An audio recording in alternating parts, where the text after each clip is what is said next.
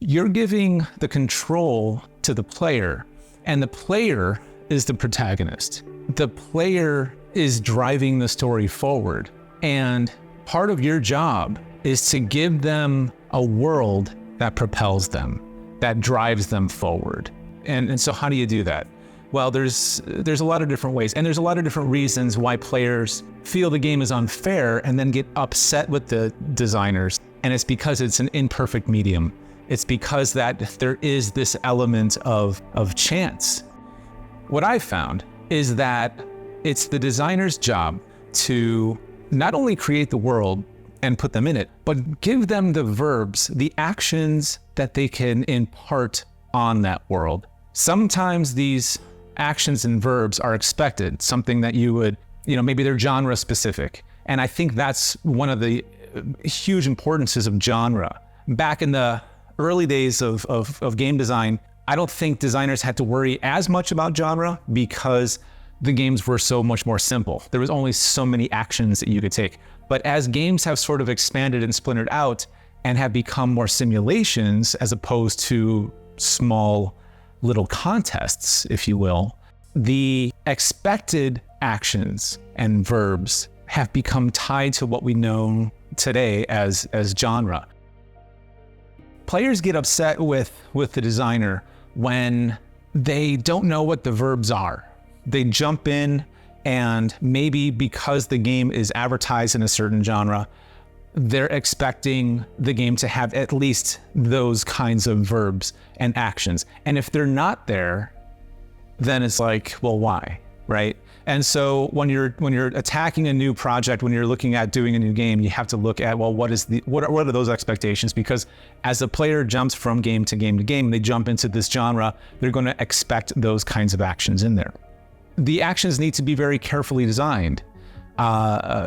It's really easy. One of the common pitfalls in game design is what we like to call the Superman syndrome, where you give the player so much power that now nothing can oppose them. And that's a dangerous thing, because if they don't feel any difficulty or any challenge, what I like to say friction, then there's no contest, really. It just becomes an experience where you impart all of this destruction or power on everything around you, and it just kind of gets a little dull. I actually like going the other way with it, where, and I think it's far more interesting when the player has very little power and they have to really think and strategize their way through it. But either way, whatever it is that you're designing, you should know what those actions are, and you should make those actions very clear to the player and reasons to use your actions. The best games are the ones that introduce a new action and then show you some playful problem solving with it. Nintendo is famous for this, right? Especially in the Zelda series. You get some sort of a new power, and then they put you in a safe place where you could play around with this new ability, this new power, and kind of see what it could do. And then they put you in another room where it's a theme and variation. It's like a slight variation on what you just learned, and now you're doing it in this other room.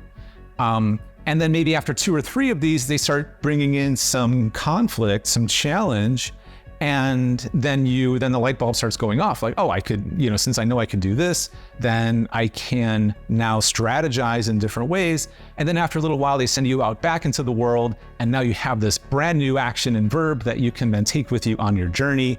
And that is a very rewarding experience, and something that I think we should all learn from and strive to accomplish. Players also get upset with the designers when they try different actions, but then get penalized. They touch something and get a shock, or they step over a cliff and die. If you have to ask yourself, is it better just to put that invisible collision along that cliff and just, stop that player from walking over there if that's a boundary to the world? Or do you really want them to just fall over and experience that and die? And, that's one of those hotly contested things that players like to talk about. Players don't like having invisible collision because they want the world to just kind of go on endlessly. But at the same time, why would you give them the ability to fall over the edge and fall to their doom just so that they, cycle back and start again? That's called trial and error. And players usually don't like that because they spend time doing something that will inevitably hurt them. So finding ways to avoid a trial and error situation is usually good. And it's when they get penalized for these trial and error situations is usually something that players get upset about. Another thing that players get upset about, and a reason why we're at odds with each other, is because then the player will, look at the puzzle, solve the problem, overcome the adversaries, and play and experience the game and get through a certain part. And then it's time to give them the reward. Well, if the reward doesn't match the effort, or even go, I think a lot of players kind of expect it to go a little bit beyond, like, I did all this, give me the awesome sword, if it doesn't hit that, then players are let down. And they're like, I worked really hard for that and all I got was this.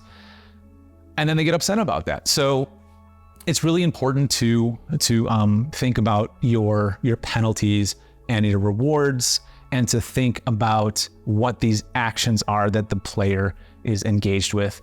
And the last thing that I want to touch on here is the play space itself. And I know I just mentioned it with the whole cliff thing, but a clear game, something that is well articulated, has a way of showing the world in a clear and concise way. It's a little hard to articulate in the trend of open world, where we just kind of want to go on forever, can kind of experience more of a simulation as opposed to a tournament style play space. But I think ultimately, if the player is confused whether or not they could go somewhere, if they think they should go somewhere and they think it is important to them, then they get upset with the designer if then they can't, right? So it's really important to be very careful about that. If there's an area that that the players could get to, try to give them some kind of reward for getting there.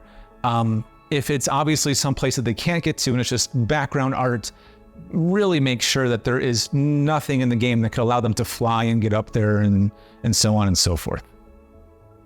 So it's essentially your job as the designer to introduce the player to the world, introduce the verbs and the actions that they could impart on the world, and then balance the difficulty, the rewards, and all of those gameplay elements to put them in what we like to call the flow state. It's this wonderful state where everything just sort of fades off and you're completely immersed in the game. The game has educated you on what it sort of wants you to do, but there's fun surprises along the way. And you know exactly how to interact with the game. And you have this relationship with the game that the game gives you the constructive feedback and the rewards along the way for you to feel that progression and get through the experience.